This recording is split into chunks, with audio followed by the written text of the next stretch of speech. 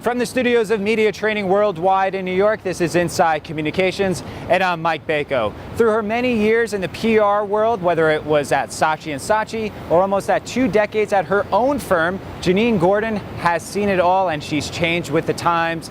She joins us today on Inside Communications.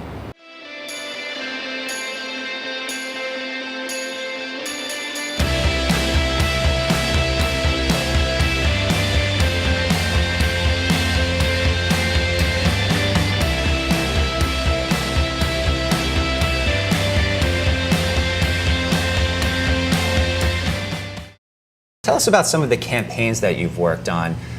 The Wall Street Capital Grille comes to mind just recently, a very successful campaign. What went into some of the layering of that, and how did that become so successful? Well, that was actually a tough one. We have been, for the past 5 years, the PR agency of record for the Capital Grille, which means that we help them open about 3 to 6 restaurants a year. They presently have 44 restaurants in 42 markets. In any event, about a year ago, we had to open for them a restaurant down on Wall Street.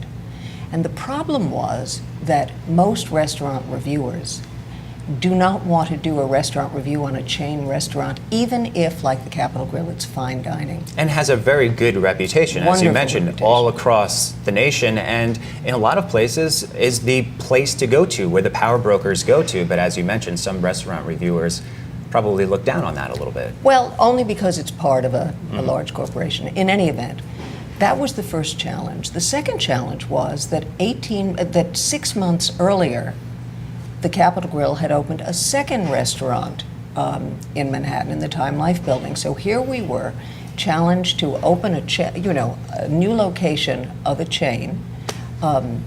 The third location, in fact, in Manhattan, because the very first one was opened about 6 years ago at the Chrysler Center. In any event, we said to ourselves, now how are we going to get high-impact publicity for this opening? And the client said to us, the publicity has to involve the Wall Street community. You have to think of something to bring in, the movers and shakers on Wall Street, which makes sense because the location at 120 Broadway is literally down the block from the New York Stock Exchange. So we thought, and we finally said, we had the answer. The Guggenheim Museum, at that point, had just appointed a new executive director. And obviously, many of the people who collect art are from the Wall Street community.